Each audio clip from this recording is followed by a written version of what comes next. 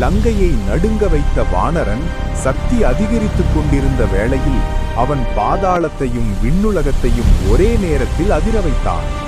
அந்த அதிர்வை உணர்ந்த குபேரன், இது சாதாரண வானரன் அல்ல, மகாவிஷ்ணுவின் அம்சம் என்று உணர்ந்தான்.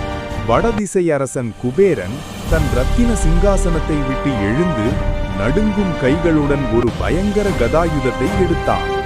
அது 1000 யுகங்கள் தேவர்கள் போரில் பயன்படுத்திய அஸ்தினா. ஆஞ்சநேயர் முன்னால் நின்ற குபேரன், இந்த கதாயுதம் உன் கையில் இருந்தால் பாவம் தப்பிக்காது, அசுரம் சுவாசிக்காது என்று கூறி அதை தழைத்தான்.